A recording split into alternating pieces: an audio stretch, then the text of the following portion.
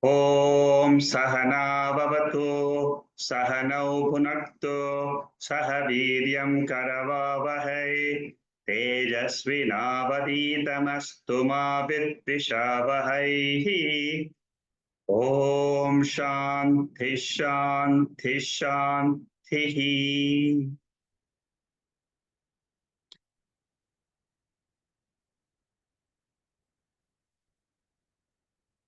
We are doing Taittriya Upanishad Bhashyam. We are doing the 7th of Anuvaka, and today we'll try to finish this particular section. All Upanishads have only one goal. The goal is to teach us what is my real intrinsic nature. We all know that we have a body and we have a mind. This body-mind complex is divided into 5 parts in Taittriya Upanishad. Very unique in Taittriya Upanishad. You don't find this in any other Upanishad except Taittriya Upanishad, where the Upanishad says that we have 5 personalities: the physical personality, the pranic personality, the mental personality, intellectual personality, and the joyful personality, which is there in the sleep state. Is this the end of my nature? This is the same question which Nachiketa asked his teacher in Kathopanishad. Is there something beyond the body? Some say when a body dies, there is nothing. Some say when the body dies, there is something very, very positive. So the question there was, what exists after the body dies? The answer given by Lord Yamadharmaraja is the same answer given by this teacher in Taittriya Upanishad. What lies when I negate the 5 koshas, the 5 sheets, the coverings from my personality? When I remove it, what exists? Is there something or is there nothing? That is the topic in almost all the Upanishads. That is how the approach is to know my nature. Every Upanishad has a unique style of revealing what lies beyond the body and mind and the universe.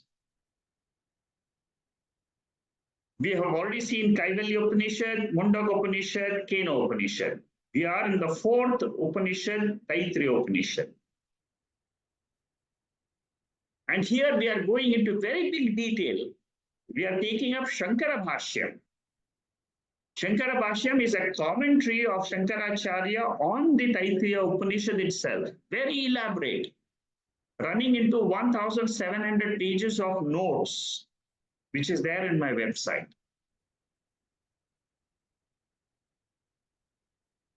So the question is there something? If it is there, what is it called?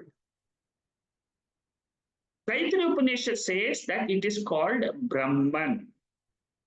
What is the individual called? Jiva. Who is the creator? Ishvara. Creator of this universe is Ishvara.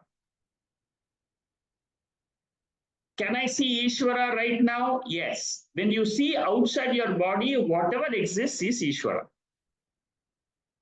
So there is a jiva, which is an individual, and there is a total, which is called as Ishvara. When you remove all the aspects, the 5 aspects of jiva, there is something called as Atma. when you remove the three prapanchas, the sthula prapancha means the totality, physical universe. Sukshma prapancha, which consists of all the laws governing the nature, that means the Devata principle. And then Karana prapancha, which means all the punya papams of all the jivas put together is the Karana prapancha. When you remove the three prapanchas, what exists in the universe? What exists is called as Nirguna Ishvara. That is the Atma of the universe. Then the Upanishad says this Atma in this individual body and the Atma in the entire universe is common. It is the same. It is the same spring from which the jiva's body appears in the waking state, the universe appears in the waking state, and in the sleep state, the jiva's body resolves and the prapancha also resolves into this Brahman.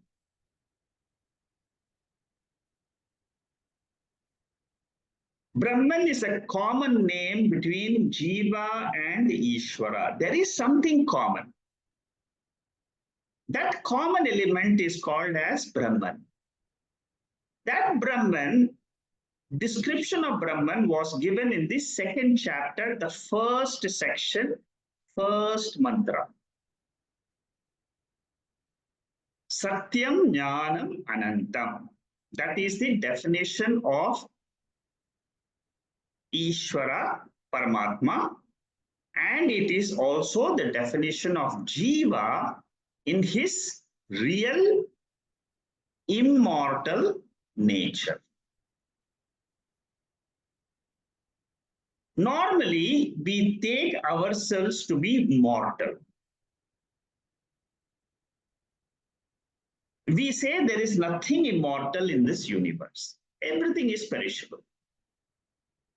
This is a very big debate in Mandukya Upanishad. Is everything mortal or is there anything immortal? I'm covering Mandukya Upanishad on Sundays. So in Mandukya Upanishad, this is a very big debate, which I'll be discussing on Sundays. Here, in Taittriya Upanishad, a very similar discussion takes place in the 6th, 7th, and 8th Anuvakas or sections in the second chapter. What is the inquiry here? Is Brahman there or is Brahman not there? The 6th Anuvaka said Brahman has to be there. Now, all these three sections, 6, 7, 8, the 6th section has got 3 mantras. 2 mantras. The 7th section has got 3 mantras. 6th section also has 3 mantras, 3 and 3, 6 mantras. And then the 8th section has got 12 mantras. So there are 18 mantras which are discussing the nature of Brahman. That Brahman which was discussed right in the beginning as Satyam Jnanam Anantam is again taken up for discussion in the 6th section, 7th section, 8th section. Between 1 and 5, what is the topic? Panchakosha Viveka. What are the 5 coverings which cover the Atma? In the 6th section, a question is raised when you cross over these 5 koshas, is there anything or not? Upanishad says there exists something There are some philosophers who say there exists nothing. There is a debate of Shankaracharya, who in this commentary, Shankaracharya takes up both the views. We have covered the sixth section. We have almost finished the seventh section. I'm just giving you a summary so that you are able to follow where we stand in Taittriya Upanishad. Normally, the body sees the external world, the mind experiences the internal world of emotions, and the causal body, which is there in the sleep state, experiences a glow of happiness in the sleep state.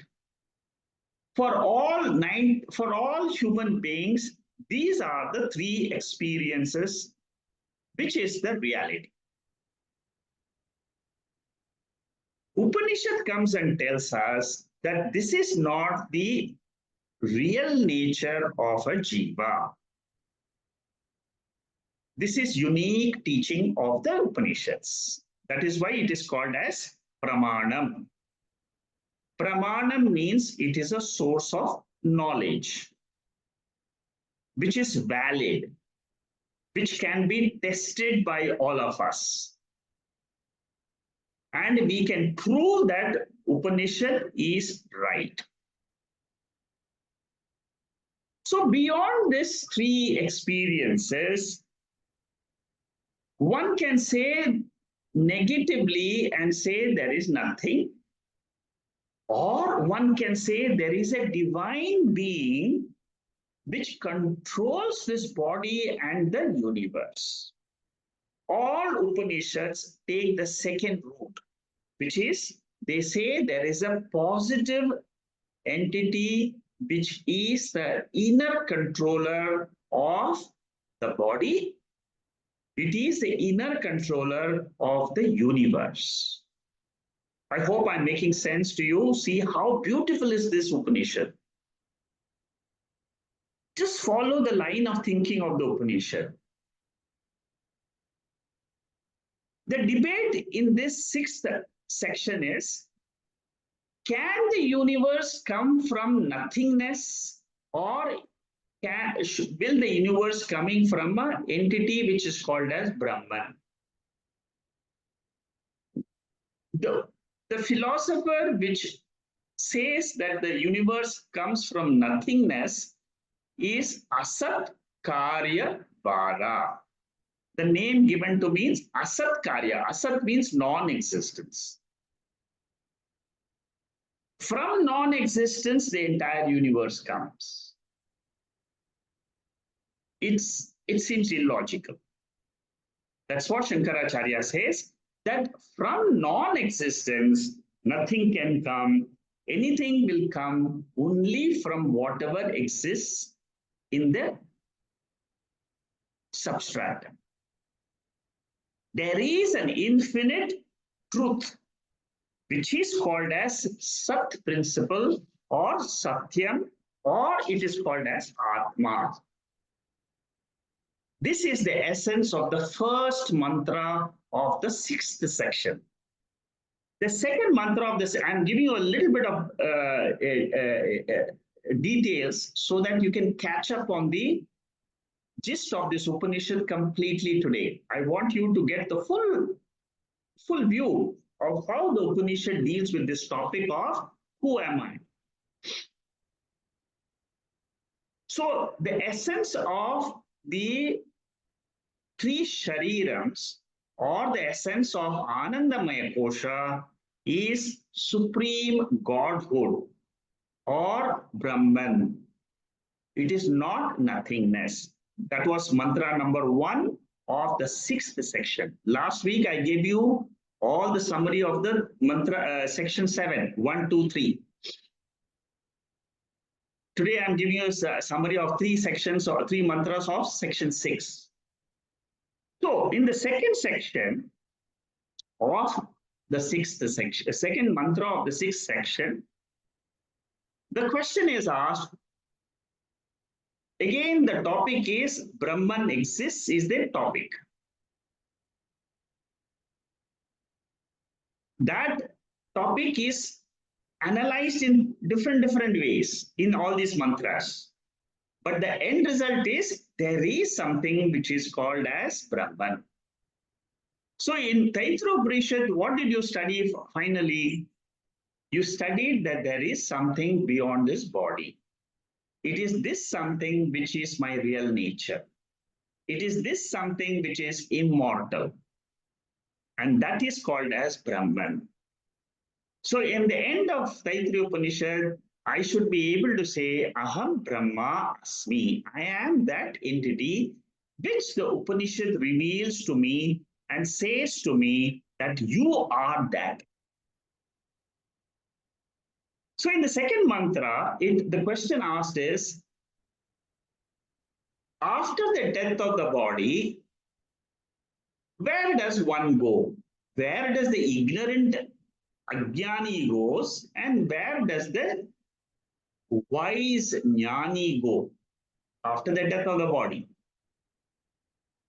What Shankaracharya says in his commentary is, this question, if it rises in you, means you have not understood this Upanishad correctly. Why? Because in the first mantra of the second chapter itself, it says that there is something called as Brahman, and the whole universe is rising from that Brahman, resting on that Brahman, and resolving into that Brahman. So the answer to your question is what? Everybody resolves into one singular entity, which is called as Brahman.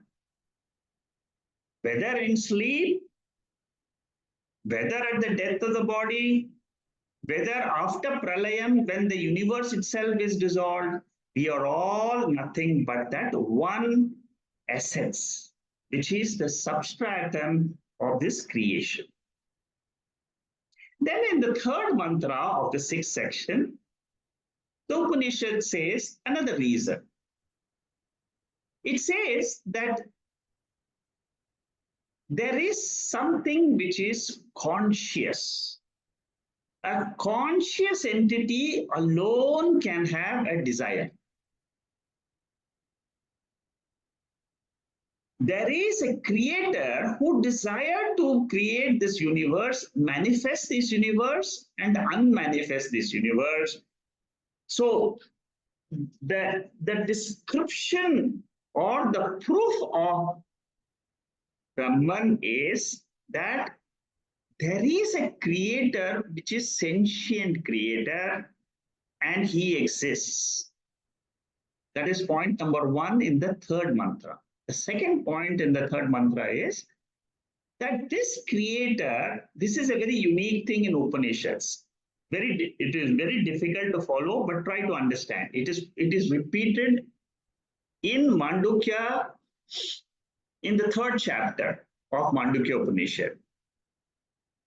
What does it say? It says that this Brahman is not a changing cause. Like the milk changes and transforms into curd. Like the gold becomes ornaments, wood becomes furniture. It is not like that. But this is a changeless cause. Brahman is a changeless cause of what? Of the rise of this universe, and for the sustenance of this universe, and for the resolution ground of the universe. This aspect is slightly abstract. Your mind should be pure to understand this feature of Brahman. But when you listen to it again and again, this feature is the main feature which will tell you your real nature. Why? Because if I know that I am changeless, then I can say I am immortal. Very important point. In Vedanta, this point is very, very important. Mortal, immortal. This discussion is the central point of Vedanta. Central principle. If you understand this principle, you can understand the entire Vedanta. Please follow this very carefully. What is this principle? Mortal cannot become immortal. If something is mortal, it can never become immortal. With any sadhana, with any under any condition, under any circumstance, in any place, any time, it cannot become immortal.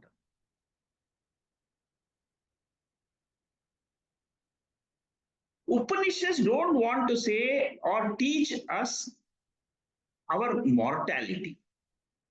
That we all know by pratyaksha, by our perceptions, we know that we are not mortals. Second reason why mortality is not my nature. Upanishad promises moksha. Moksha means it is a nitya phalam. Nitya phalam means you are muktaha, free always.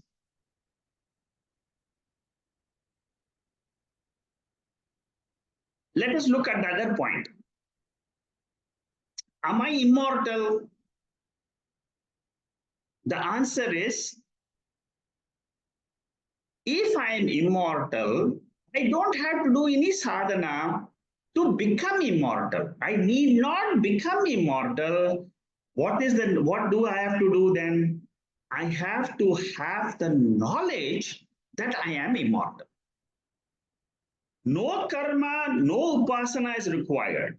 Karma and upasana will only give me anitya phalam, temporary benefit. Temporary result will come from action and meditation.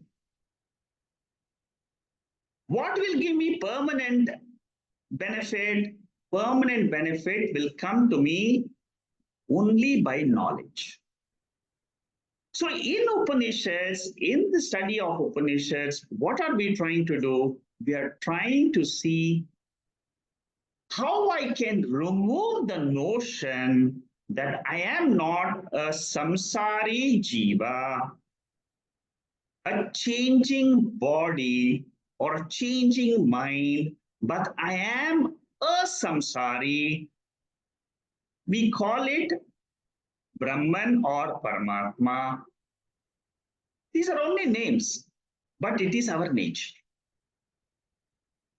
I am that pure existence principle, which is the substratum for the jiva and the jagat. And this substratum is immortal. I only try to remove the notion I am a samsari. I am not a changing body. I am not having birth and death. That is what is called as samsara. The birth and death of the body is called as samsara, definition of samsara. But I am the supreme existence, which is common to a stone and is common to a man. Existence principle is common. The stone exists, the man exists, the human being exists, the animal exists, the birds exist, the tree exists. What is common in all this? What is common principle in all this world is existence. It is pure existence, and that pure existence happens to be supreme consciousness, which is what is Satyam Jnanam Anantam revealing. It is not non-existence, or like the sky flower, like the mirage water. Those are non-existence, asat.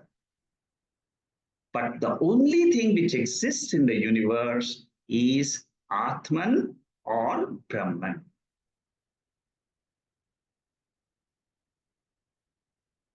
It is this Brahman which embraces the entire globe, entire cosmos, consisting of moving objects, immovable objects, and beings. Okay? So this is the sixth Anuvaka. I have given you good summary today. Last week I gave you the seventh Anuvaka. I thought it's very important for you to understand both these Anuvakas before we proceed to the eighth Anuvaka, either today or next week. Now we will go to the section where we stopped last week. Last week we were in this particular slide, 876, and I said the summary of Vedanta is described in three words. Brahma Satyam Jagan Mithya Jivo Brahmaiva Naparaha. Three sentences. This is coming from Brahmajnana Valli. There is a text which is there in my class notes. I have taken a session on this also. Brahmajnana Valli. In that there is a sentence. Three sentences are there. It's a mantra. And it says, Brahma Satyam Jagan Mithya Jivo Brahmaiva Naparaha. Throughout the study of Upanishads, you must remember these three sentences. Because that happens to be the aim of all the Upanishads, goal of all the Upanishads. Shankaracharya keeps this central theme in mind whenever he writes a commentary on any of the Upanishads, or when he constructs Dakshinamurti Stotram, or he has constructed so many stotrams. But the central point is this.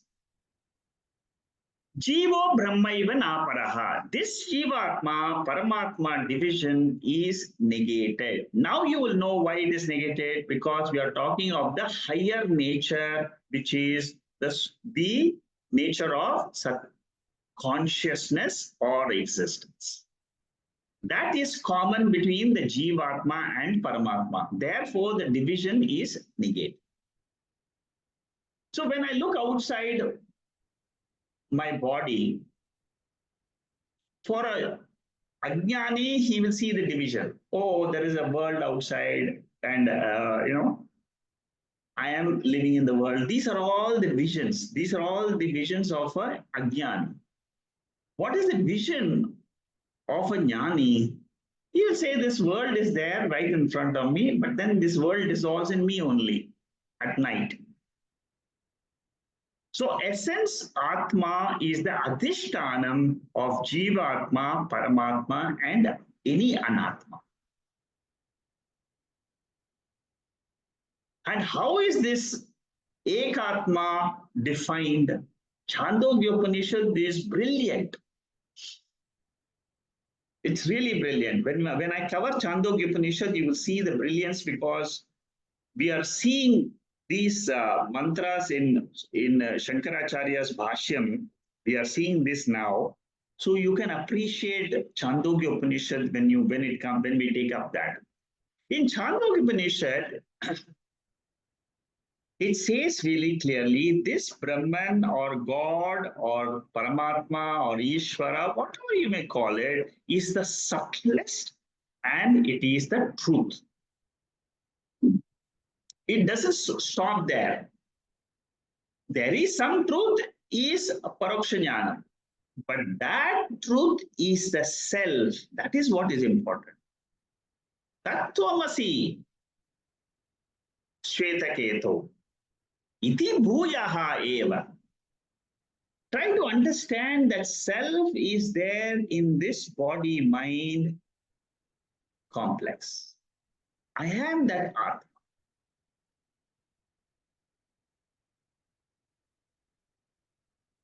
So in this body, when we get up in the morning, in our sleep state, it is one. It is Atma only. This is I'm telling you from practical analysis. How do I understand this Atma? All of us in the sleep state, we are Atma. That is how you start understanding the Upanishads. When I wake up in the morning, what happens to this Atma? It splits into three parts: the body, the mind and the world. Internally, what happens? Atma remains as Atma, but there is a reflection of Atma which is called as Ahamkara. So inside this body, there are two eyes. One is the Sakshi eye, another is the Ahamkara eye. So Chandogya Upanishad says this Atma eye is the subtlest. And what is the Ahamkara eye? Ahamkara eye is grosser in nature. You will be able to experience this Ahamkara. Okay, so that is from an experiential angle. In the state of Jnanam, Abhayam Gataha Bhavati. Abhayam Gataha Bhavati means in the state of Jnanam, there is no fear. Person becomes fearless. So if you are, suppose you are a, see, I'm giving you a differentiation always between Jnani and Ajnani. Suppose you don't study the Upanishads, you will be always having fear. But suppose you study Upanishads, you will not have fear. The fear from our nature is gone. Okay, now next, so we'll be explaining this further in the next Anuvaka also. In the next section, we'll have one verse which will elaborate on this. Now, we'll proceed further with Shankaracharya's Bhashyam. Now, these are the Bhashyam commentary sentences. If you want to study the Upanishad little more in detail, you can study these type of commentaries, and it goes slightly more than my explanations. What I'm explaining to you is about 10% of what is there in these commentaries. It is enough to give you the result. My idea is always on moksha. How to make you understand that your real nature is immortal. Your real nature is freedom. You're not this body, or you're not this mind. You're not the five koshas. That is the goal. The aim of my these sessions is only for the small benefit which is possible, which you can get it. As you listen to these commentaries, you will be able to understand your nature. It's a very, see, the only thing is you have to follow it up regularly, listening to these sessions so that slowly you get an idea. See, today, for example, in the first 25 minutes, you would have got a gist of an idea about how the Upanishad approaches the topic of who am I. Okay. Now, here in this particular verse, what Shankaracharya says is, which he repeats also in Mandukya Upanishad. He says that because we don't know our nature as consciousness, we take whatever the mind projects and the sense organs they perceive, it takes that to be the reality. I am a conscious person is the reality. But the division is caused because of ignorance. And it is a cause because of perception of duality. So, Bheda Darshanam is the cause of fear. That is what Shankaracharya says in this particular portion. Brahman is the cause of fear as well as the cause of fearlessness. How do we say that? If I know my nature as Brahman, it is a cause of fearlessness. If I don't know the nature of Brahman, it is the cause of fear. Bhayakrit and Bhaya Nashaha. It is the remover of fear, it is the giver of fear. In the triangular format, Jiva Jagat Ishvara format, it is cause of fear. I am always afraid there is a God who is going to punish me. I've done something wrong. Because we are always attached to this body. Body is doing so many actions. Sometimes it does good actions, sometimes it doesn't do good actions. So then we are always wondering, what is this body? Why is this body doing all these actions? We are never able to understand that. We are in a we become caught in our own analysis of our body's actions. But when the Upanishad says you're not the body, you're not the mind, then the mind starts thinking, oh, I am the Sakshi, I am that Atma, which is a Sakshi to whatever I am doing. It is the consciousness observer principle. That observer principle is Advaitam, because everything is born from that and goes back into that. That is why it is called as Advaitam. Advaitam means what? Non-dual. There is neither a second consciousness, neither there is anything outside the consciousness. That is why it is called as Advaitam. So when I look at myself from that pure consciousness point of view, then that Brahman knowledge is Bhaya Nasha. That one Brahman, that pure consciousness appears as the Karanam, which is Ishvara, and it appears as the Karyam, which is Jiva. Karyam means what? Small individual body-mind complex consisting of a little bit of Panchabhutas. But these Panchabhutas, the five elements which constitute this body-mind complex, is nothing but it is nothing but the Samashi Panchabhutas. The totality of the five elements is called as Ishvara. That is the Karanam, and the Karyam means it's a product. But both of them are only appearances in consciousness. Very important statement I'm making. Try to understand this. Don't miss this point. The world of Panchabhutas is inert. But consciousness is not inert. The seer is not inert. Seer is sentient. Seer is always sentient. The sentiency of seer never goes away.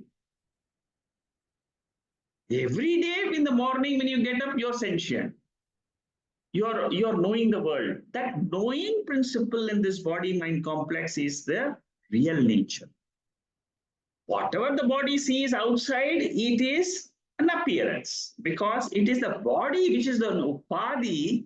It is an instrument which is seen. I hope you're able to understand this. You see, mind is an instrument. Body is an instrument. Whenever it is functioning, it is experiencing the world. When it is not functioning, when the mind is not functioning, the sense organs are all withdrawn. At that time, what happens? The world is withdrawn. For you means what? For the jiva, the world is withdrawn. But behind the jiva, what is there? There is a light of consciousness. That light of consciousness is called as Brahman. That light of consciousness is called as Paramatma, Ishvara. You can call it by any name. So during the state of misunderstanding and ignorance, there is always fear because of Bheda. In Vedanta, we call Bheda in three types. Bheda means differences. Vijatiya Bheda, Sajatiya Bheda, and Swagata Bheda. Sajatiya Bheda means what? Jivatma and Paramatma. Jivatma is small, Paramatma is big. Sajati, both are conscious principles. In the consciousness principle, there is one Jivatma and there is Paramatma. There is a Bheda, difference.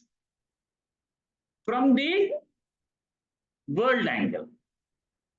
Vijatiya Bheda, it means what? Jiva Prapancha Bheda.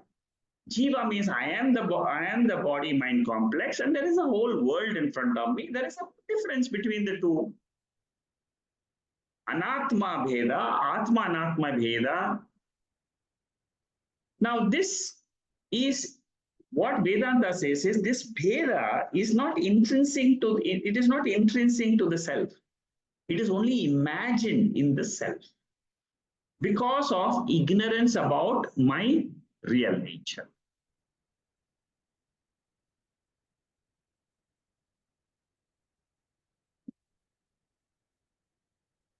Here in this Upanishad, we have seen in the second Anuvad, second mantra, we have seen, or in this mantra itself, we have seen the description of Brahman is given as something which is invisible, inexplicable, and unsupported.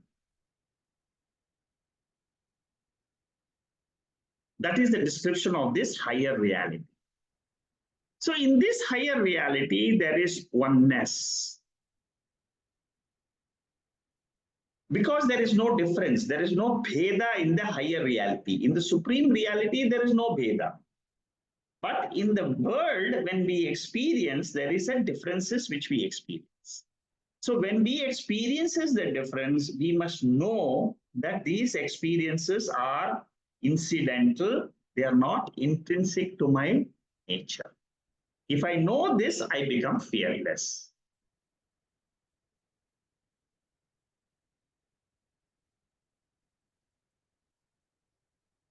And what causes samsara? What causes samsara is the differences.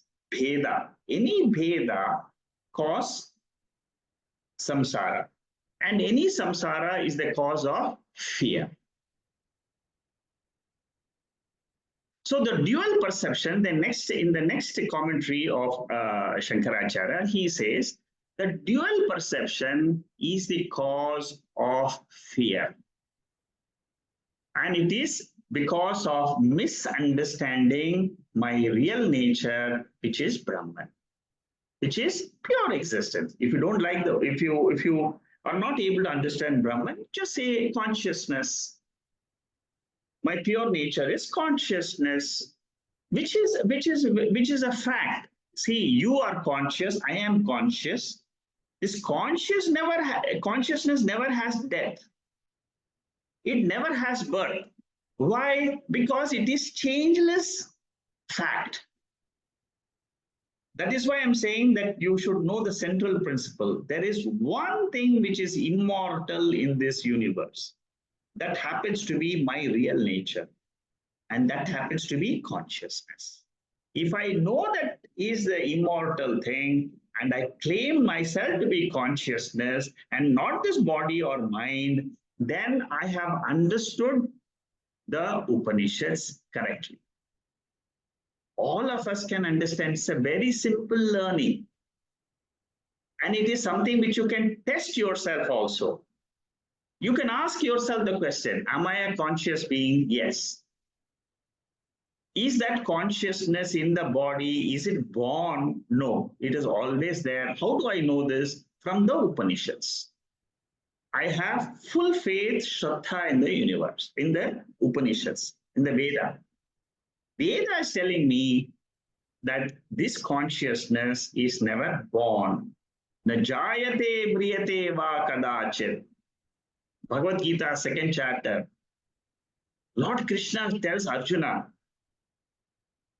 right in the middle of battlefield, Lord Krishna teaches Arjuna the highest truth of Arjuna. He says, Arjuna, you are not this body. You are not the fighter. You are okay. You are an incidental fighter in the battle, but that is not your real nature. That is because of your prarabdha karma. That's all. Which is the same true. It is the same for you and me also. Because of some prarabdha karma, we are experiencing this world and experiencing all this sukham and dukkham. What did Lord Krishna teach in the second chapter in the 20th verse? You are that immortal soul. You are that immortal being. You are not the mortal body.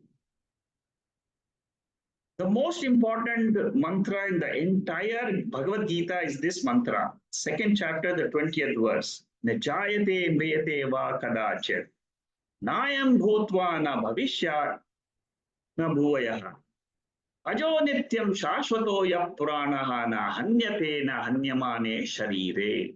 Very beautiful mantra. If you meditate on that mantra alone, you can reach final moksha. One mantra. Just meditate. I am not this body, I am the consciousness. I am never born, I am immortal. Let it become your mantra for permanent meditation. So that is what is said in this section of the commentary by Shankaracharya. See these type of analysis we never do when we are doing just a simple study of Upanishads, where you only see the meaning of the mantra and the answers, but we never do the analysis. The beauty of Shankara Bhashya is we do the analysis of the Taittriya Upanishad or any Bhashya. I'm taking the Bhashyam of Mandukya Upanishad. There also, for one verse, for one word, Shankaracharya takes 48 verses. Advaitam. One word in the mantra 7 of Mandukya Upanishad, one word, Advaitam. Shankaracharya and Gaudapadacharya writes 48 verses. Shankaracharya writes probably, I think about 200 paragraphs like this, what you're seeing in front. He writes about 200 paragraphs on those 48 mantras to explain those 48. So when you study this commentary, it is very unique. It's very divine because it takes you very clearly to the goal what the Upanishad is promising. Ata satya bhaya bhavati. So fear is how do I, okay, again, this is the section where fear is analyzed extremely in very big detail. You will never find this type of analysis anywhere in any other commentary of any other Upanishads except this particular section. So for the fear, we don't require an actual snake. Even a projected snake is enough. Similarly, for fear, my mind can project all the wrong things about the future and I can get fear. A perceived snake, a perceived future can cause panic to a jiva. And that is what is called as duality. You see, in your own mind, when you imagine things, it is called as duality. Suppose you don't imagine and you're just sitting quietly. That is what is called as Atma Swarupa. There's no duality. You're just yourself as pure consciousness, pure existence. This is what happens when you see a sunrise. You go to a tourist spot and then you go running, and then wait for the sun to rise. What happens when the sun rises suddenly? You have forgotten your entire situations in that experience. What happens? In that experience of sunrise, what happens? There are no other thoughts and you are one with your true self. Perception of the sunrise makes me forget everything else in the world and just be with myself. Bheda Darshana is perceived duality, and that is Bhaya Karanam. It is also said in Brihadaranyaka Upanishad, the mantra which is quoted in the first chapter, fourth section, second verse. Here, what is important is Dvitiya Dvai Bhayam Bhavati. The last fourth line. Dvitiya Dvai Bhayam Bhavati. What is the meaning of this? Duality causes fear. What is the corollary out of this, which I should get? If duality causes fear, non-duality, which is Advaitam, is the cause of fearlessness. Whoever sees a small difference, division in the Jagat will have fear. Okay, so the source of fear is misunderstood Atma, and the source of fearlessness is the right understanding of Atma. So, our main topic is Brahman Asti or Nava. That was the question raised in the 6th section of the first verse of the 6th section. Brahman is existing or not? When you see, the question comes after we have negated the 5 koshas. In the first 5 sections of this chapter 2, we have discussed all the 5 koshas. If you recollect, Annamaya kosha, Pranamaya kosha, Manomaya kosha, Vijnanamaya kosha, Anandamaya kosha. At the end of the Anandamaya kosha, what does the Upanishad say? At the end of the Anandamaya kosha, it says that the substratum of this Ananda, of this causal body which you experience in the sleep state is, or Ananda in waking state also, whenever we experience, the substratum is nothing but this Brahman. Which Brahman? That Brahman which the Upanishad declared in the first mantra of the first section. That Brahman, does it exist or not, was the question. And in topic in section 6, 7, and 8, we are only saying that Brahman exists in the universe. That Brahman exists in my own body-mind complex. And I am now convinced about this existence of Brahman, about this existence of a higher order of reality. It is my own. It is my own nature. My nature is immortal. That immortal, you remember that explanation which I gave you. Immortal is always immortal. It cannot become mortal. Mortal cannot become immortal. Mortal means if something is mortal, whatever you do, it can never become immortal. Immortal alone can say, I am immortal. All the time immortal, changeless, nirvikara sarupa. Okay, so that is the essence of today's discussions. Essence is to claim I am of the nature of immortality.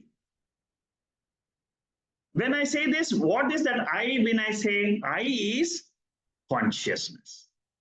It is not the body. Body is mortal. Mind is mortal.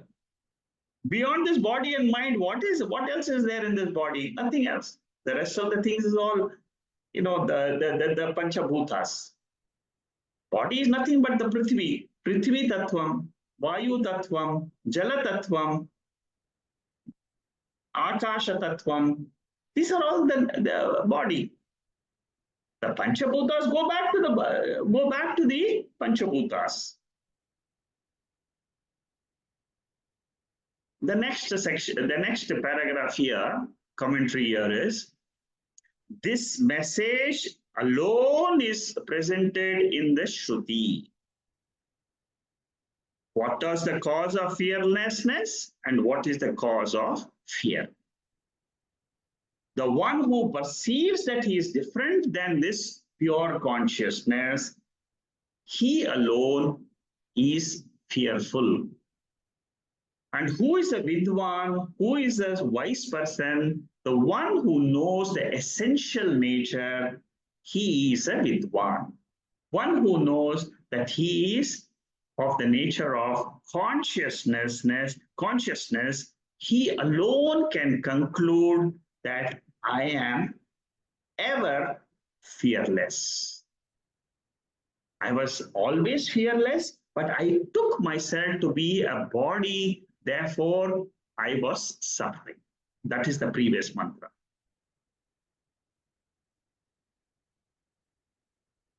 In this next commentary paragraph, what Shankaracharya says is that by seeing this immortality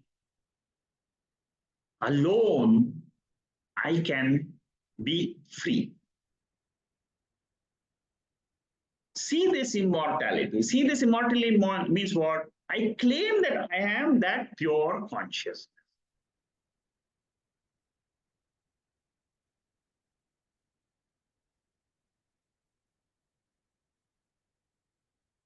Mortals are afraid of the unknown reasons for destruction. That is a cause of fear.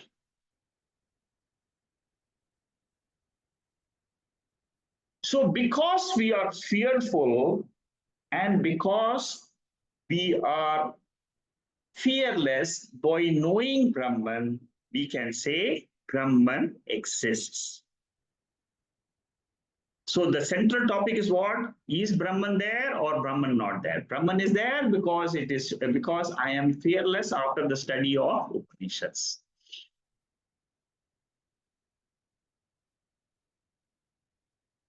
So fear and fearlessness gives me a clue. It is an indicator of existence of Brahman. That is the essence of this whole Anuvaka. With this mantra, the seventh section is over. So 3 mantras of the 7th section we have completed. 3 mantras of the 6th section we have completed. Now we are entering into the 8th section of the 2nd chapter. There are 9 sections. So now we are in the 2nd last section. Okay, now the 2nd last section, this is the verse. Okay, now in this verse, the main point is, in this particular verse,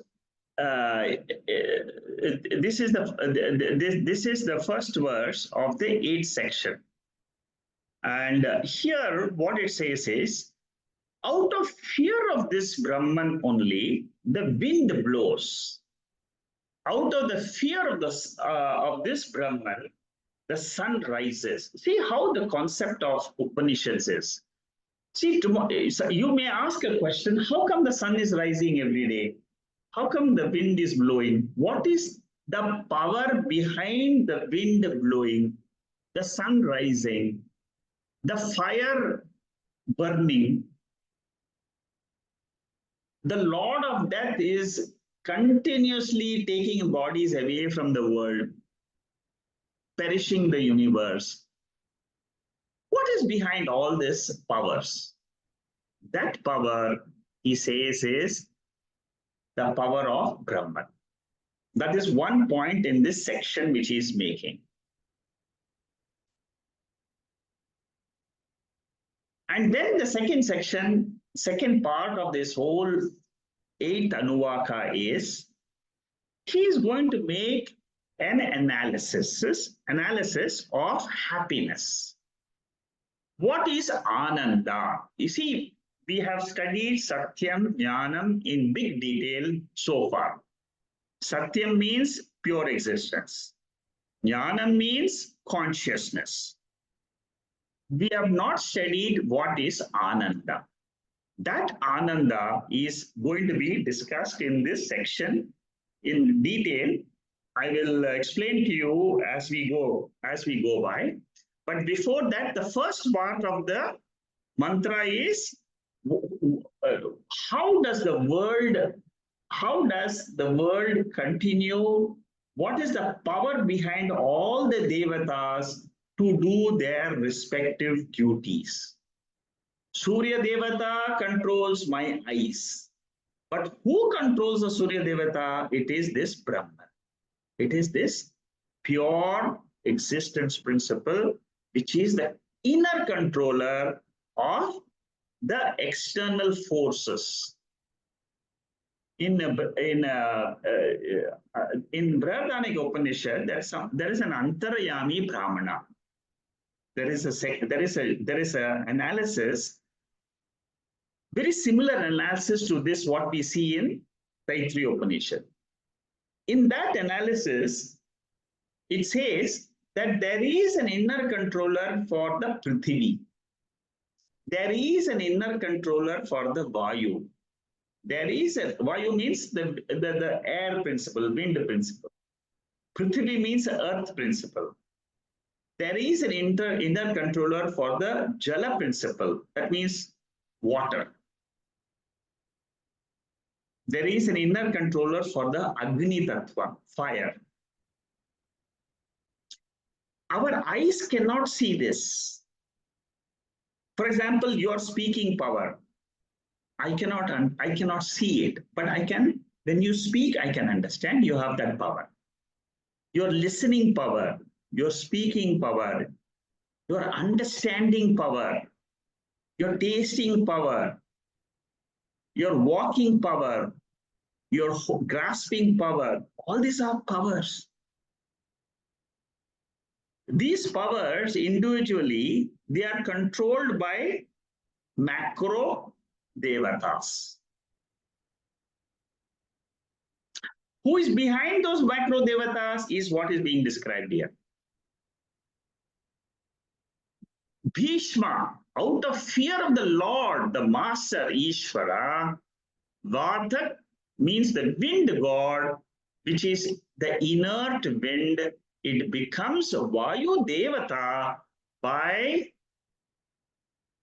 getting a reflection of that pure consciousness. So whenever I get up in the morning, along with me, I see this universe. It is the same I, which is the consciousness, which is illumining my mind. It is illumining the entire universe. My body is controlled by that consciousness existence principle. The whole universe is controlled by the same consciousness principle. That is what is the essence in this one, in this Upanishad, in this particular section. See how beautifully this entire, see, that is why I say that study of Upanishad is a subjective science. And it is, you are a scientist. When you try to analyze your own nature, you are a scientist. You're trying to understand what is behind me, what is behind this world. Isn't that the topic of science? This is a greater science than what you see in the objective world. All the PhDs are received because of objective study of the external world. But here in Upanishads, you're coming into the internal world. What does the internal world say? It says that the deities, Vayu Devata, Agni Devata, Surya Devata, Indra Devata, Yama Devata, all the functions are in order because of the fear of Ishvara. This is the way Upanishad puts it. See, this is the style of Upanishads. You see, in scientific way, what we will say, it is the cause. Behind this sun, there is a power. That power belongs to Brahman. It belongs to sentient entity. That gives sentiency and it gives orderliness. See, the whole universe, it's a plan. It's a mega plan. Nobody, no supercomputer can get this plan, and that is the nature of Ishvara. Just by a blink of by a simple power, he can create this whole project, this whole universe, and also resolve this universe. See what a power it is. All functions in orderliness. That's what it says here. I'm here in this paragraph, I'm just summarizing the 7 reasons which was covered in the previous section 6 and 7. Why Brahman exists? It is Jagataha Nimitta Karanatvad, Upadana Karanatvad, Jiva Rupena Vartatmat. See, what it means is, it is the cause of Jagat. There's a spelling error here, it should be Jagataha. It is the cause of Jagat, it is the intelligent cause of the world. Then it is the material cause of the world. Then it appears as the jiva. It appears as the body. It appears as the joy in this universe. It is the cause of fearlessness and it is a cause of fear. These are the 7 reasons. This is in a nutshell what is discussed in the section 6 and 7. 7 reasons were given for the existence of Brahman, which you don't find in many other Upanishads. This is the style of Taittriya Upanishad. In Mandukya Upanishad, this is a totally different style. It will say Advaitam, Shantam, Shivam, Sundaram. That is the style of Mandukya Upanishad. But here, it goes into the very existence and tries to give us reason. You see, logic is a very important aspect of the intellect. Anything you want to understand in detailed and with clarity, you always need logic. The 8th section is an explanation of the 7th section.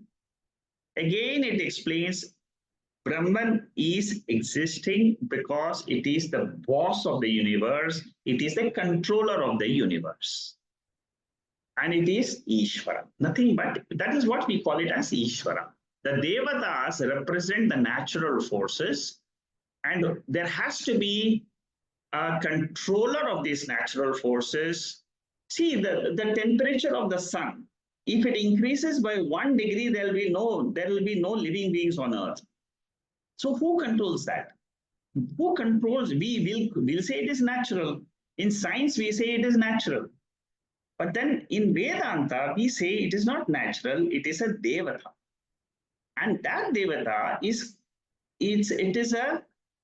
controlled by it's an intelligent, sentient, cosmic being, whom we call it as Purusha.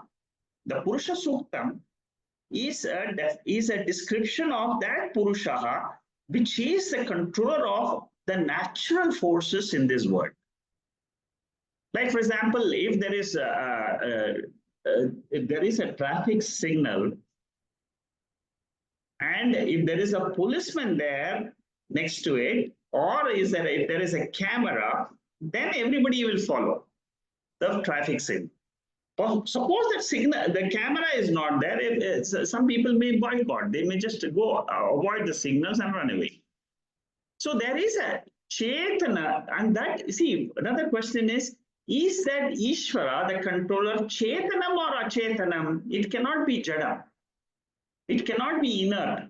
Like you see the inert stone. It has to be an intelligent principle.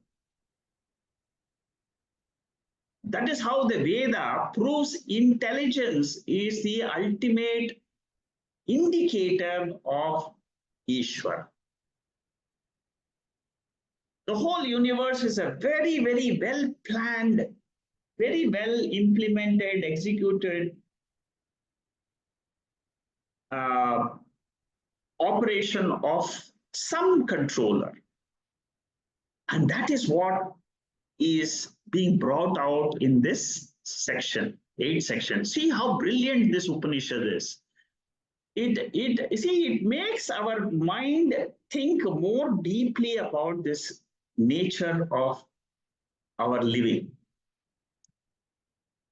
Okay, so all devatas function in the form of natural forces, and these natural forces are controlled by one Ishvara. Like when the king is there, everybody works. Like when the boss is there in the company, everybody works. So like that, God has to be there in order to see how this world functions so beautifully. Okay? God cannot be established through logic.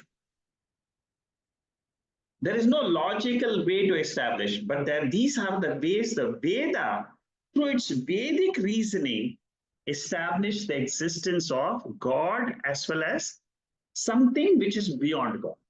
Beyond God means what? Nirguna Ishvara. Brahma Sutra says Shastra Yonitva. This is the very first sutra of Brahma Sutra. And a very elaborate commentary is written by Shankaracharya on this. It's a very famous commentary. The first 4 verses of Brahma Sutra, Shankaracharya's commentaries are brilliant. And anyway, I'll be taking Brahma Sutra sometime in future. After we do this Upanishads, we will touch upon Brahma Sutra. The very first sutra tells you Brahman is not known from any other source except the scriptures. That is the valid means of knowledge of the existence of God, of the existence of some principle which is beyond our perceptions. There is another philosophy, Nyaya philosophy, which tries to establish God through logic.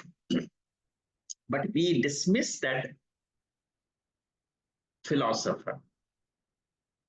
We say, unless you come to Shastra, you cannot establish God. You cannot establish the higher reality because it is beyond our mind, beyond our sense organs. They have no capacity, no ability to understand pure consciousness. The nature of consciousness, what is that consciousness? What is the power of that consciousness? You come to know only through the study of these Upanishads. It is only pure understanding of the Upanishad which makes me fearless, which makes me immortal. That is why understanding of these Upanishads is alone enough. Attending these sessions is alone enough to know who am I. Kathopanishad says, Naisha tarkena matari Naisha tarkena matari apaneya. You cannot know Brahman or consciousness through logic. This is a proof. This is the proof to say that you cannot depend on logic to tell you who you are. After God is revealed through Shastra, logic reinforces, it cements the process, understanding process, and we use logic as a secondary means. It is logic is not an independent pramanam. It is secondary. It is supportive. What is independent pramanam? Independent source is only Shruti.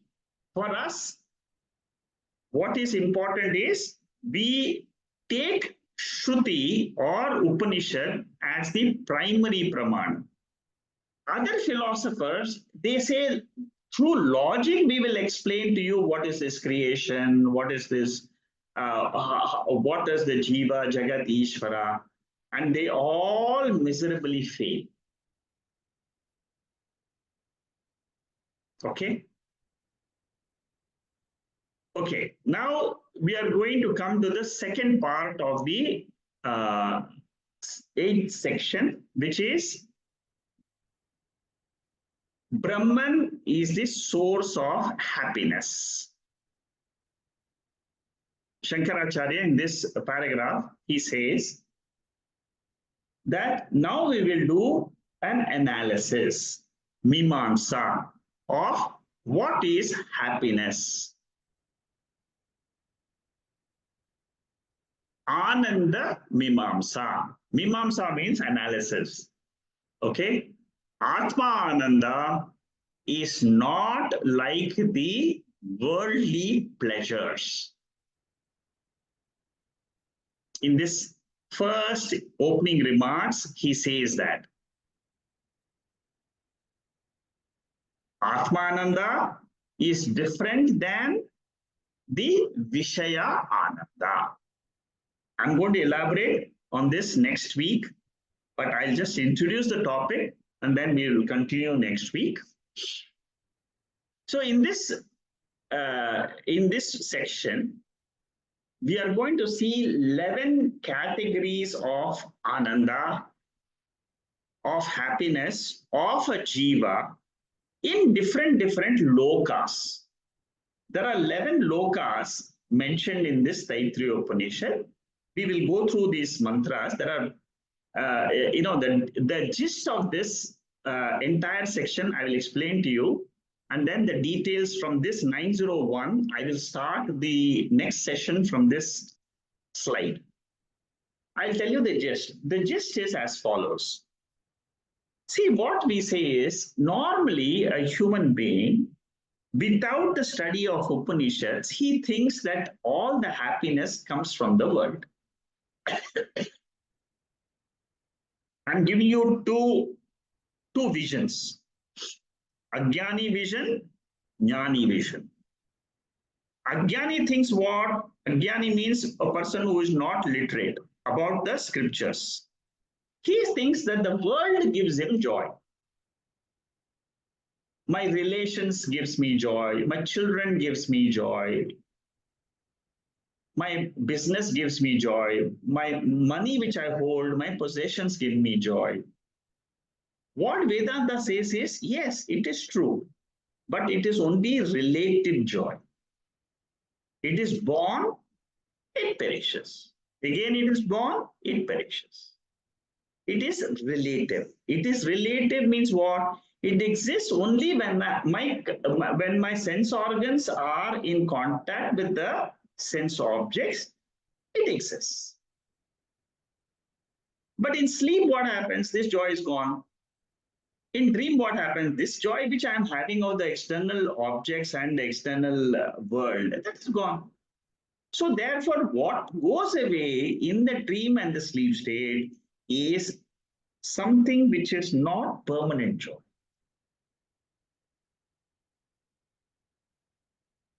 This is Ajnani's vision. Ajnani's vision is what? Go and collect more and more money in the world and I'll be happy and I will be able to fulfill all my dreams. What is a Jnani's vision now? Let's look at the opposite. Jnani's vision is there is joy in my own real self, which is Atma. This is a very subtle point. It takes a lot of time. You may hear it first time, you may not accept it, but it is the fact, it is the truth. But you will understand and accept it when your mind dwells on this topic. It's a very subtle topic, but your mind has to dwell on it. Otherwise, you won't accept it. You will say that, no, what the Upanishad says is not correct. The reason why you say that is because you have not tasted that joy of. In this 8th section, what the Upanishad says is the joy of a jiva in this shariram or in any other shariram in the different lokas. Suppose you go to Swarga Loka, you go to another Manushya Gandharva Ananda. You know, there is a 7 or there are 11 categories of Ananda in different lokas which comes in. What the Upanishad says is that a jnani who has vairagyam, dispassion from the world, his happiness is higher than all the ananda which you can get in all the lokas. So, one is vairagyam generated ananda, dispassion generated ananda of a sannyasi with knowledge of Atma and the joy of a Vishaya Ananda in all these lokas. When you compare them, the Upanishad tells us in the end that This joy of the Vishaya is only infinitesimal point compared to the Ananda of Atma. Like I said, it is an analysis. I've given you the gist. I will be running through the portions because it is the same. If you have understood the gist, then you will understand all these different mantras will come. 12 mantras will come, all explaining to you different Ananda, grades of Ananda. It will say that in this loka, if you go, you will get 100 times the Ananda of the previous loka. Again, if you go to the next loka, you'll get 100 times more Ananda of the previous loka. That is the way the Upanishad presents. But ultimately, what it wants to say is the joy of Brahmananda is non-experiential joy. It is the highest and it is the Swabhava or our Swarupa. Why is it so important to get this Brahmananda or understand this Brahmananda? The reason is this Ananda of Brahmananda is changeless. Eternally it is there. I'm experiencing it every day, but I don't know that. In my sleep state, I'm experiencing the Brahmananda, Atmananda alone. But it is just a small reflection of that Ananda in my causal body. That is the glow of joy. But what the Upanishad is behind that glow of joy in the causal body in the sleep state, there is that pure Ananda, like the pure existence without the Vishayas, without the world. That pure existence, that pure consciousness is of the nature of pure Ananda. That is what is called as Brahmana. What about the joy which experience in the world? It is called as Vishaya Ananda. Joy of objects are born when the conditions around the body-mind complex are conducive. When the conditions change, the joy in the mind experienced by a person will change. Because the joy is born, it doesn't remain. It is anitya sukham. Vishaya Ananda is anitya sukham. Atma Ananda is nitya sukham. Okay, so with this, I will stop here. We'll continue this very beautiful section. These are all the beauty of doing the commentary. See, we never get into such details when we brush aside and do the normal study of Upanishads. You're all fortunate to listen, to receive these type of notes, these type of analysis. And what I would urge is make a few points here and there during a talk and ponder over them. Let it become your own. Let it become your own fact, which you will carry it forward. Because you listen so much, but you should hold on to some of the important things like Brahmananda, Vishayananda. These are all very important sections. Okay, so we'll continue this next week. With this, we'll close for the day. Om Purnamada Purnamidam Purnat Purnamudachare Purnasya Purnamadhaya Purnameva Vasishyade. Om Shanti Shanti Shanti Hari Om Shri Gurubhyo Namaha Hari Om. If you have any questions, there's no questions on the chat board. But if you have any questions, you can unmute and you can ask them yourself. Or if you have any comments on what you have heard today, you can also mention what you have understood, what you have not understood. and so on. Did you like today's talk on the revision of the sixth section in the beginning for people who attended the beginning portions? I just if I could say something. Yeah, I did.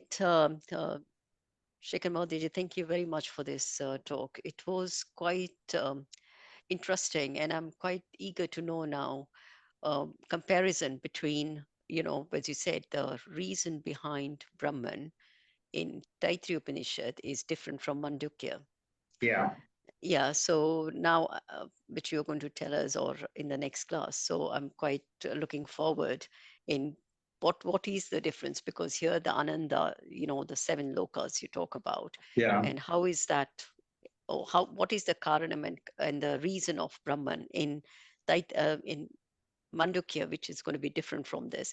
So I think that is what I'm looking forward for in both these sessions of comparison, and then seeing what actually clicks with me, because I find there are some things which stick in your head and you feel it just becomes clear to you. Ah, yeah, that makes it. So every Upanishad gives you something which is different, and it sort of makes that idea or the clear. So this is, I mean, I'm quite liking it, and I'm glad that we are doing this Shankaracharya Bhashyam. So I wasn't aware we were talking about these different lokas have different happinesses as well. I yeah. mean, See, the in a reason sense. is that, I mean, next week I'm going to tell you about all the lokas and Mm, how they are different. mm, Uh, uh, okay, so for just to tell you, first of all, that uh, the Veda says there are 14 lokas. Seven mm. lokas are below, seven lokas means, Only- loka means experience, the field of experience. According to Okay. the Veda, there are seven higher lokas like Swarga. Mm, The Swarga is the heaven. They say generally heaven in the normal, in the Christianity also, they talk about heaven. So it's very similar. So what they say is in each of this you cannot prove by science. It is only known through the scriptures. Um, it I just is, have one question on this. Sorry to interrupt. When we talk about these seven lokas, and I mean top, above, and seven lokas below, Um, when I was, little, I believed that there were these seven universes, and there were seven at the top and seven at the bottom. yeah. But now that I'm learning this, I don't know whether I'm reaching a right side, or I mean, I'm It is understanding, or I'm exactly going in what the you wrong thing. heard in the when you're young. It is exactly the same. It's just that you didn't know it was there in the Veda. Now you are coming to know, oh, it is there in Taittriya Upanishad also. Yeah. But could we also say that even in the Bhuloka, which we are, then we can experience like a rich person with all the luxuries is as good as living on the swarga, and the one who is living in heavy poverty No, could be in that the is that is a very convenient way of saying it. If you're living in London and you can go shopping in Oxford Street, and you can find the Swarga or the heaven in Oxford Street. But what Upanishad is saying is something very different. okay. Upanishad is going to reveal to you next week. Is going to be an important session. Please attend because it's going to blow up your mind about the happiness which you think is coming from the world. Normally, Okay. it is extremely difficult for a teacher to prove this, Mm, that the happiness is not in the world, but happiness is in you, and it is the Atma Ananda which is getting reflected in the objects outside. See, mm, suppose, for example, you have money. Suppose you mm, have 100 million pounds. mm. Obviously, you will be very, very happy because you can buy anything in the world.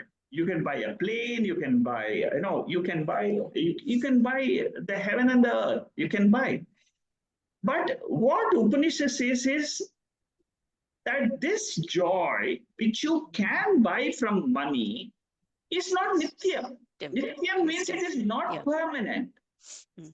You will enjoy it, and then after some time, what happens? 100 million pounds or 100 million dollars can vanish. Yeah. You ask Bill Gates, or you ask somebody who's got billions of dollars, he will still say that I am unhappy. Mm.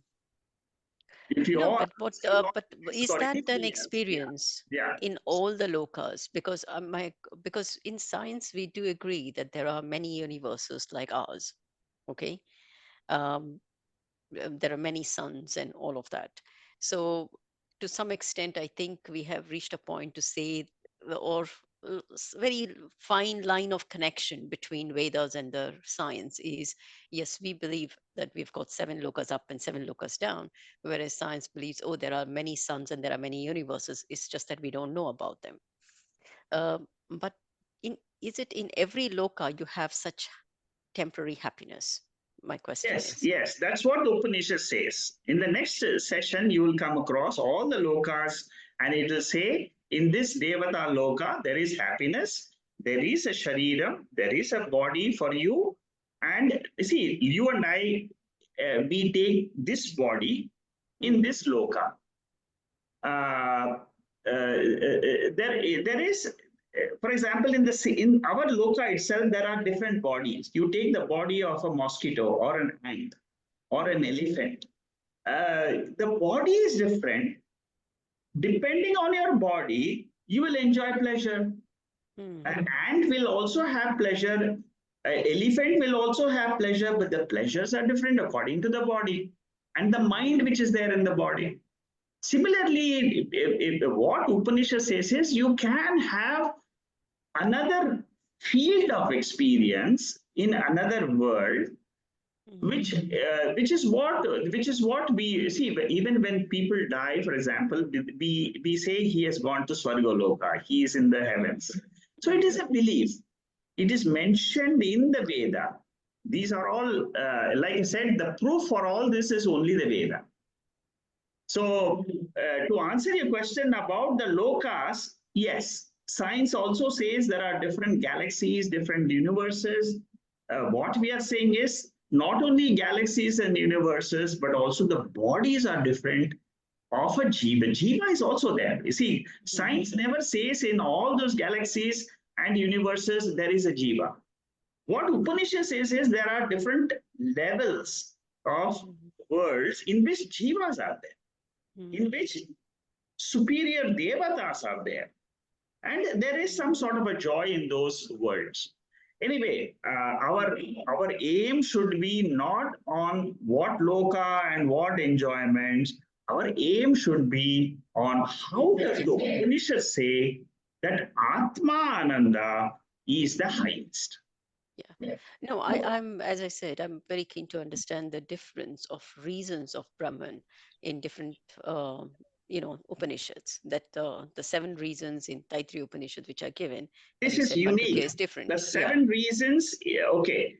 Now that you have started studying the other Upanishads also, the 7 reasons given in Taittiriya Upanishad is extremely unique. It is a very different presentation of the existence of a higher reality in this Upanishad through these 7 reasons. I've given you the summary in the last portion. But if you want to go details, you have to go and study the other one. But if you understand these 7 reasons simply, Social you understand the Vigara gist. says that she Shekharji, this is the same. Can I?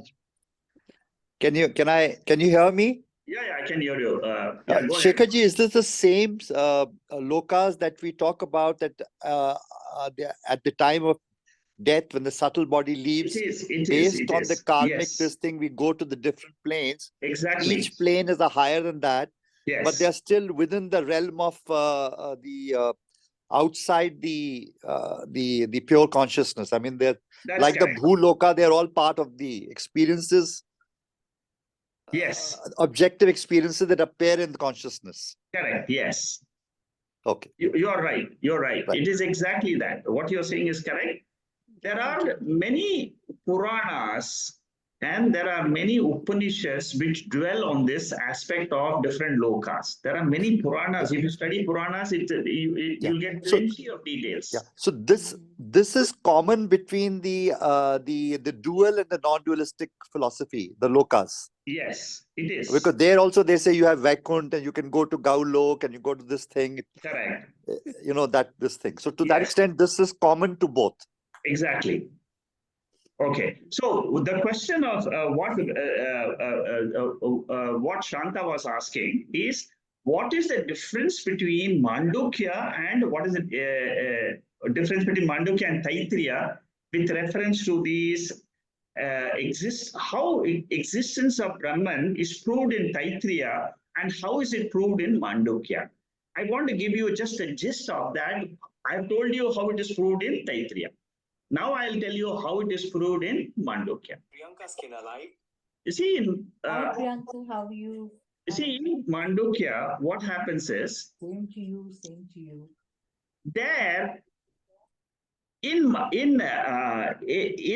Taittriya, Brahman is taken as the Karanam.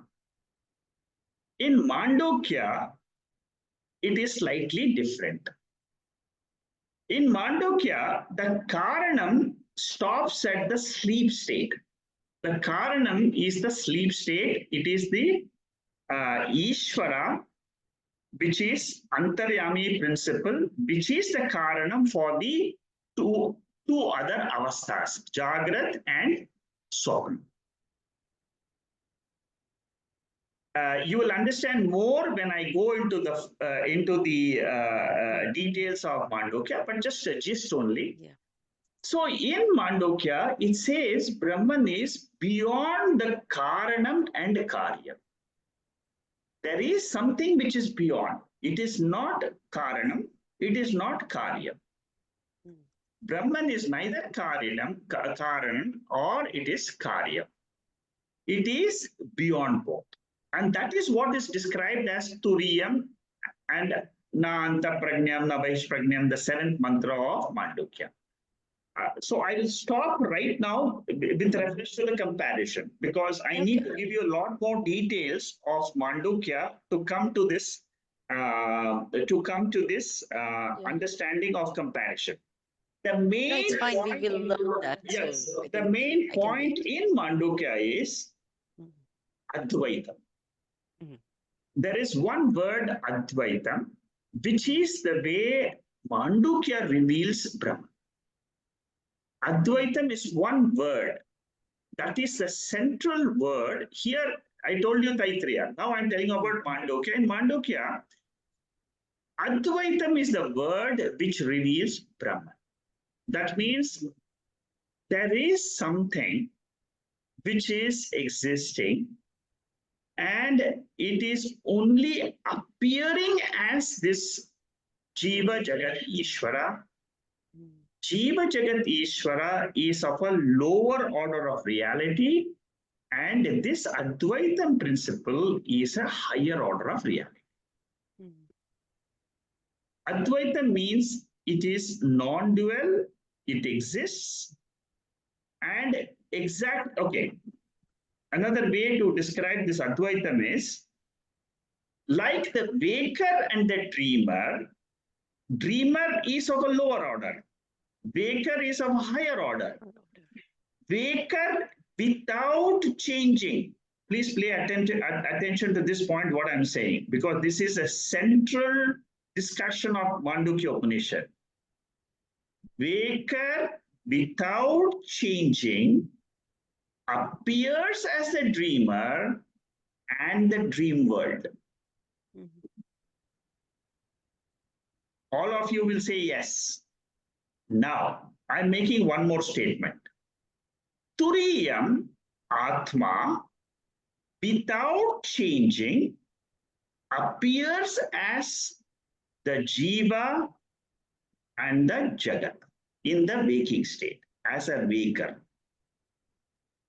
So there is a higher level at the individual as the total, there is a higher level.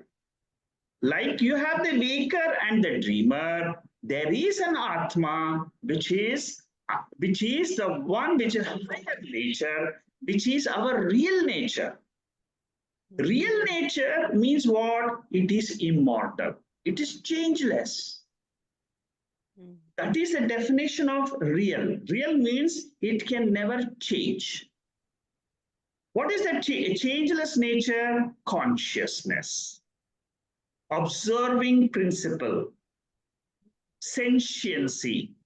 That is, you have to remove that, make it separate from the body and mind, and know that that is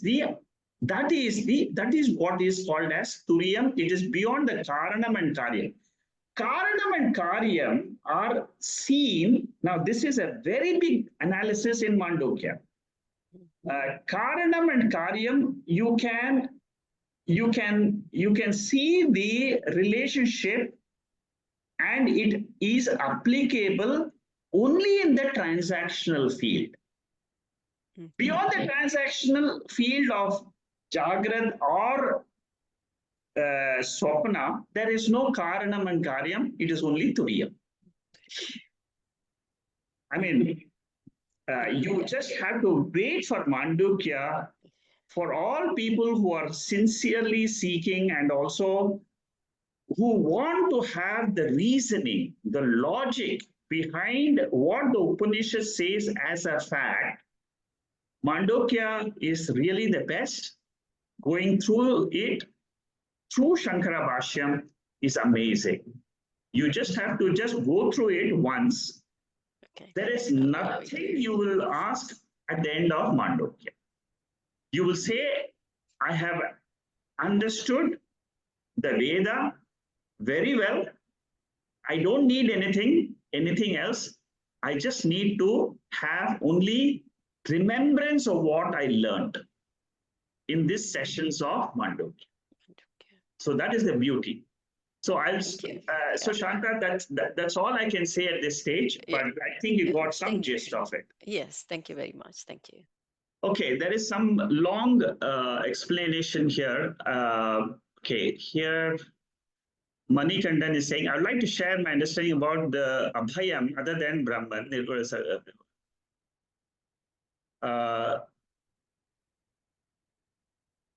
Is this understanding correct? Only the Nirguna Brahman and Saguna Brahman will not have Bhaya. Is this understanding? No. You see, what we are saying is a jnani also can have fearlessness. What you are saying is Nirguna Brahman and Saguna Brahman, they will not have Bhaya. Okay, that's fine. But what you have to understand is, from this analysis of fear and fearlessness, the way you should say is, because there is some existence of some higher controller, this fear and fearlessness exists. That is point number one. Point number two is, a jnani has got fearlessness by knowing that higher nature. These are the two proofs. One is there is fear in a ajnani. That is also proof that there is some fear. Where is this fear coming from?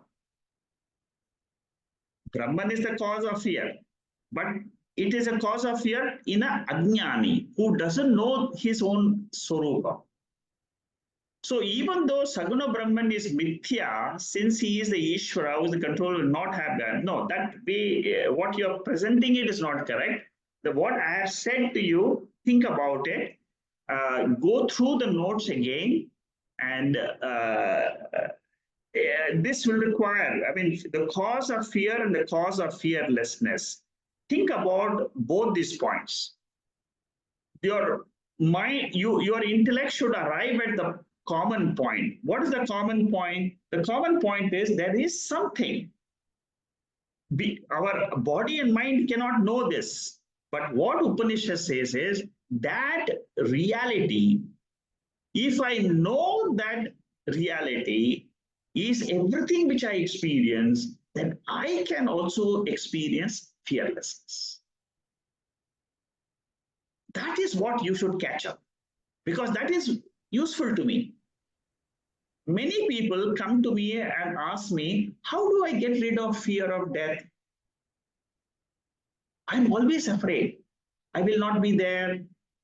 I will, what will happen to my children? All those fear is there. How do I get rid of this fear? The answer lies in this Taittriya Upanishad mantra. If you know your real nature, you will be fearless. What is your real nature? I am of the nature of consciousness. In this consciousness only, this whole Jagat which is appearing in the waking state is coming and going. So are you worried about an appearance like a dream? For example, when you wake up in the morning, and do you start wondering, oh, will your fear of the dream tiger will still be there after you're woken up? No. You will say that that was just a dream. It was just a dream. It was just an appearance. Similarly, when you wake up to your higher nature, I am Chaitanya Swarupaha. Tell very boldly, not to others, only to yourself in your own mind. You don't have to share this with anybody, not your children, not your mother, not your sister, because they won't understand. They also have to go through this type of sessions because it is understanding. Your intellect has understood that there is consciousness. This lesson you should really make it very, very deep in your mind. You should allow this to percolate into your subconscious mind. What is this lesson? There is a consciousness which is immortal, changeless, always existing, eternal. That consciousness is revealed to me by the Upanishads. That's all. This you should accept it. This is the central principle based on which the entire Vedanta is based. This Shankaracharya says in Mandukya Upanishad. He says that one principle. He says this in the chapter 3, Karika, the verse number 21. I was listening to it this morning. I was reading the commentary. He says this very clearly. The central principle is there is a eternal being. That is what is Purusha Suktam. That is what is, I mean, people who are familiar with chanting Rudram and the chanting of Lagunyasa. In Lagunyasa, there is one paragraph which the second paragraph of Lagunyasa, this is for those who know chanting of Vedic mantras. Lagunyasa, the second verse, which says that I am that Brahman and I am that immortal Atma. Again and again it says, 8 times it repeats that in Lagunyasa. See, there are different scriptures in our literature which talk about the same truth. If you can pick up from one Upanishad, the essence of the Upanishad, and let it remain in your mind and you ponder over it, if your mind can absorb that depth of knowledge, then what happens? Your fear goes away. That fear will never come back to you because you'll know that there is nothing except that pure consciousness. Tomorrow in Mandukya class, I will talk about one tip, a practical tip, which how you can separate that consciousness and the mind. That is it. I'm going to talk about it tomorrow in tomorrow's Mandukya. I'm thinking about it. Okay, so I'll stop here with this. So Manikandan, I hope I'm clear. Thank you, Secretary. Very clear. Okay. Thank you very much. Good. Anybody else has a question? I like the Bhashyam definition of Brahman, Satyam, Anantam bounded aspect relates to the Advaitam, that is Turiyam. Yes, it is Advaitam, the Turiyam, but here it takes the Ananda aspect. In Taittriya Upanishad, in the 8th section, which we are going to discuss next week, normally we say it is limitlessness, Advaitam. That is what is said in Mandukya. But here in Taittriya, we are going to discuss that as Ananda, as happiness. That is the difference between Mandukya and Taittriya. So, Bharat, I hope I'm clear. But you're right. What you're saying is right. You have anything else to add, Bharat, in that?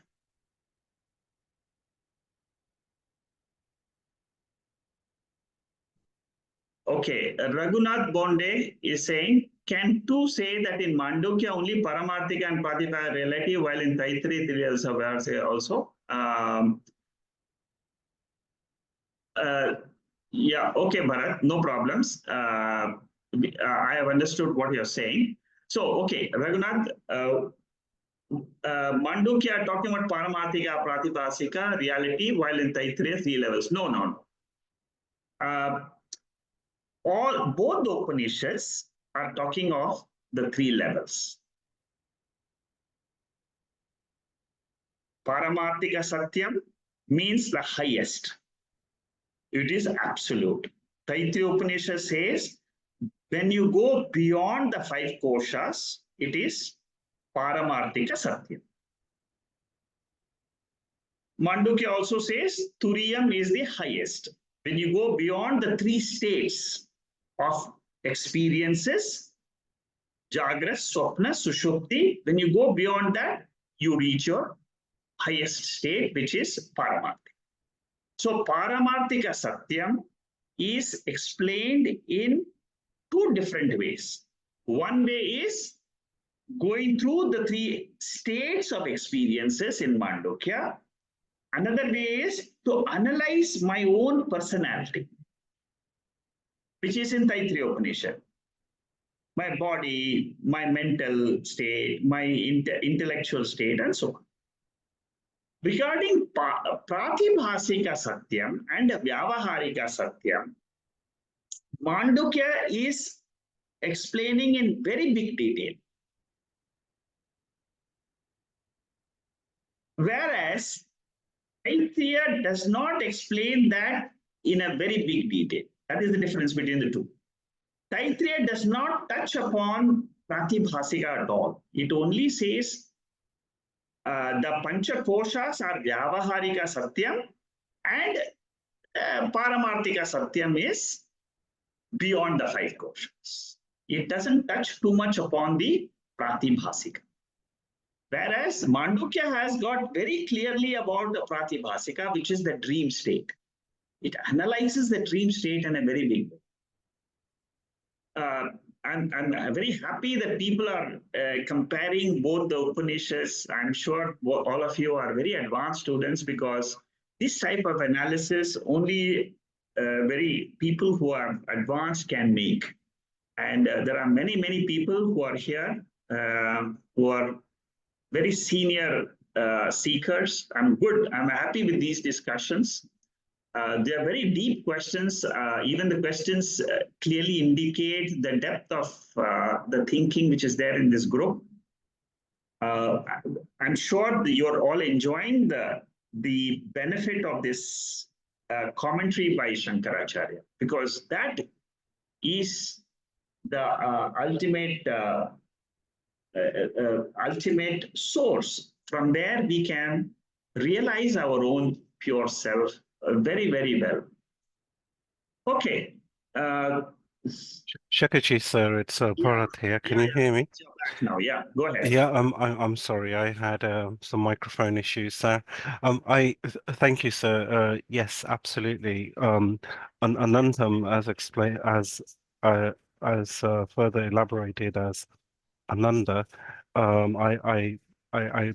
You're, of course, you're right. It's very clear in this next section that we're about to learn in Taittriya Upanishad.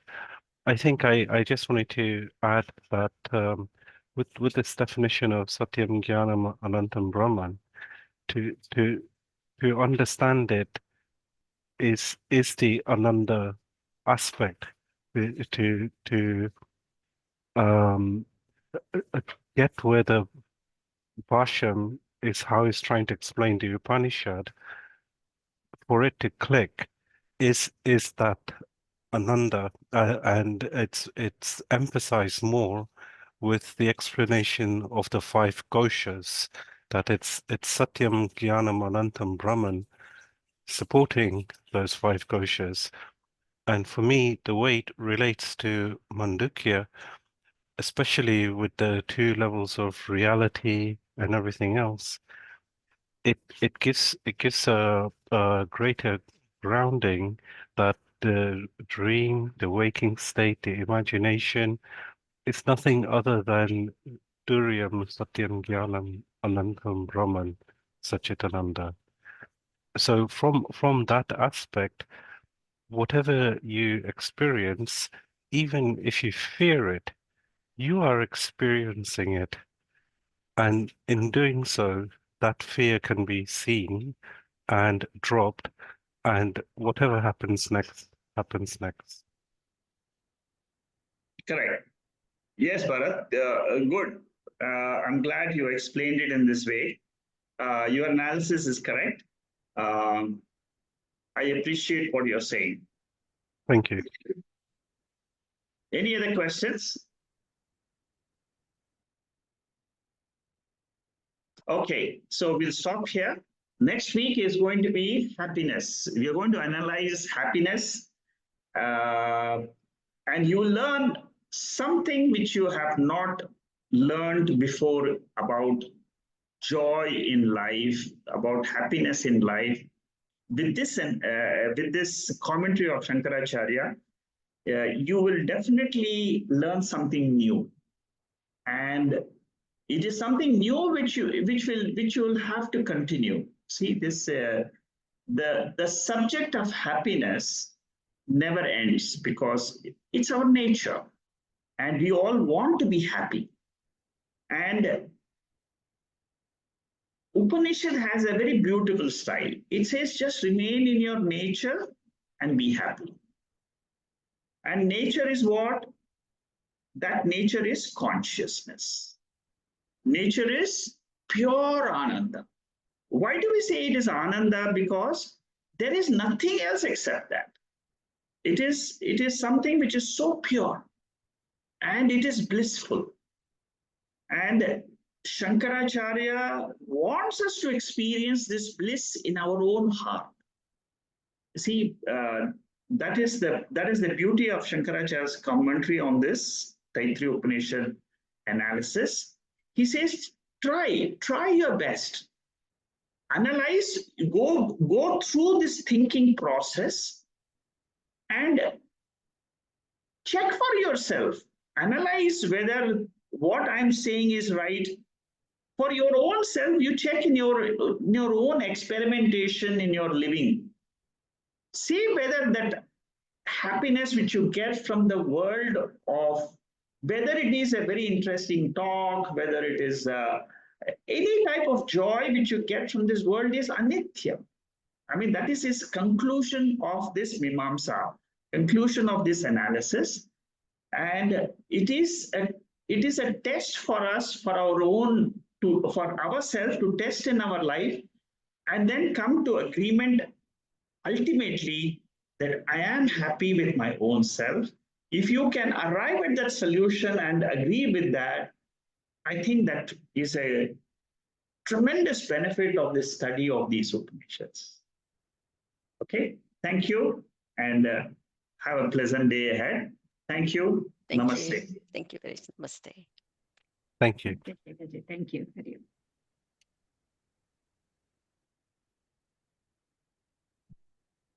Vedanta Taittriya Upanishad